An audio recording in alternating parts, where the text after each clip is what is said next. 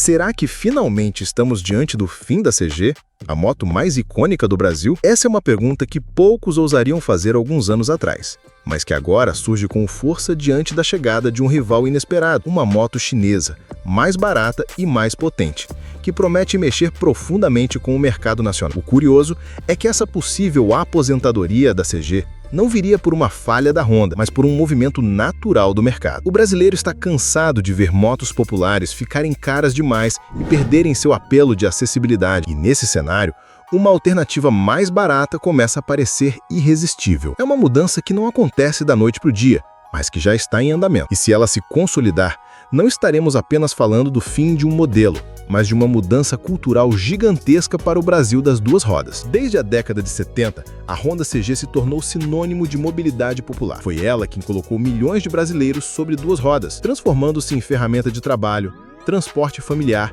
e até símbolo de status em algumas regiões. Nenhuma moto conseguiu representar tanto a vida cotidiana do país como a CG. Seu sucesso se deveu a 3 fatores principais: preço acessível, mecânica simples e rede de peças abundante. Essa combinação fez da CG uma escolha óbvia durante décadas, e é por isso que muitos ainda chamam de a mote do povo. Em muitas cidades, ela não era apenas um veículo, mas parte do cenário urbano, mas os tempos mudaram. A CG, que já foi vendida por valores que cabiam no bolso do trabalhador, hoje custa entre 15 e 18 mil reais. Esse preço, que antes representava o sonho de consumo da classe média baixa, agora é um peso enorme no orçamento de quem precisa da moto para sobreviver. E esse distanciamento do conceito de moto popular abre espaço para uma narrativa perigosa, a de que a CG deixou de ser o que sempre foi. E quando o público sente que uma marca perdeu sua essência, o espaço para novos concorrentes surge naturalmente. Enquanto Honda e Yamaha mantinham suas fórmulas consagradas, as marcas chinesas entraram no mercado brasileiro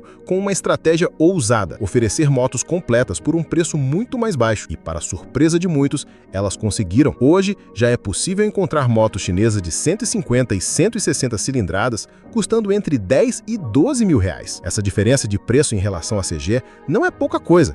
Estamos falando de até 6 mil reais a menos.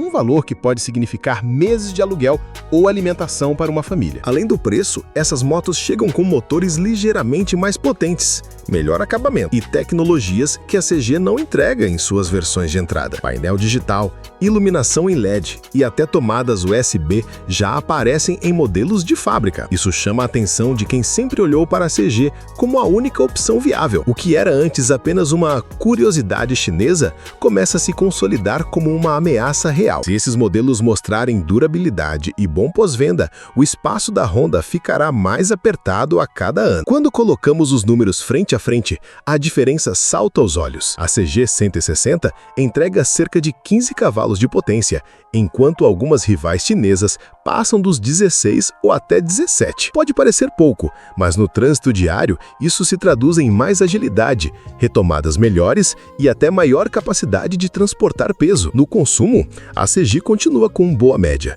entre 35 e 40 km por litro. Mas o que surpreende é que as motos chinesas também conseguem resultados semelhantes. Isso elimina a vantagem histórica da Honda e coloca as concorrentes em igualdade nesse quesito tão importante para o brasileiro. No conforto e no design, a CG continua sendo funcional, mas conservador. Já os modelos chineses chegam com linhas modernas, assentos mais largos e suspensões adaptadas para o asfalto ruim das cidades brasileiras. São detalhes que fazem diferença no dia a dia. Quando o consumidor vê que pode pagar menos e ainda ter mais potência e recursos, a pergunta é inevitável: vale a pena continuar investindo em uma CG apenas pela tradição? Durante muito tempo, falar de moto chinesa era sinônimo de produto frágil e sem confiança. Mas essa imagem vem mudando rápido. Hoje, muitas dessas fabricantes trazem tecnologia embarcada que até pouco tempo atrás só aparecia em motos bem mais caras. Estamos falando de painéis digitais completos, conectividade com celular, freios combinados e iluminação LED. Isso dá a sensação de modernidade que a CG, em suas versões básicas, não consegue transmitir. Para o jovem que compra sua primeira moto, esses detalhes pesam muito na escolha. Outro diferencial é a garantia. Algumas marcas chinesas já oferecem até 3 anos de cobertura, equiparando-se à Honda, e quebrando o preconceito de que essas motos não duram. Quanto mais tempo essas marcas conseguirem manter clientes satisfeitos, mais difícil ficará para a Honda segurar sua liderança. Ou seja, a discussão deixou de ser apenas sobre preço.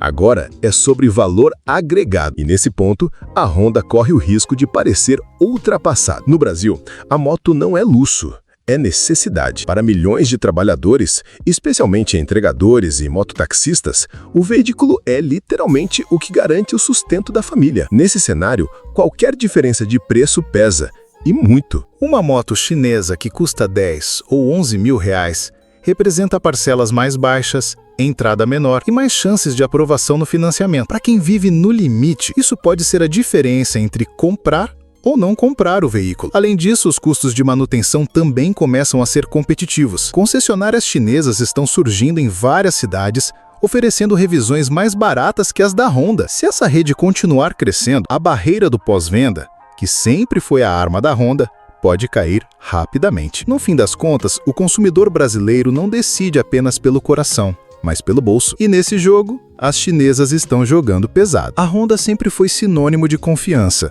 e a Yamaha correu por fora com boas opções, mas ambas podem ser surpreendidas se continuarem subestimando a entrada chinesa. A história mostra que gigantes já caíram quando ignoraram concorrentes menores. Se as chinesas conseguirem provar durabilidade ao longo dos anos, o impacto será enorme. A CG pode perder espaço como a principal moto de entrada do país, e isso abriria brecha para uma mudança estrutural no mercado brasileiro. A Honda não perderia apenas vendas, mas sua imagem de marca popular seria um golpe direto em sua identidade. Já a Yamaha, embora não tenha um modelo tão icônico quanto a CG, também teria dificuldades para competir em preço. Essa mudança poderia, em poucos anos, transformar o Brasil em um dos maiores mercados de motos chinesas fora da Ásia. É claro que Honda e Yamaha não vão assistir a esse movimento de braços cruzados. A primeira reação deve ser reforçar a rede de concessionárias, oferecendo revisões mais baratas e promoções para fidelizar o cliente. Mas será isso suficiente? Outra possibilidade é a Honda atualizar a CG, trazendo mais tecnologia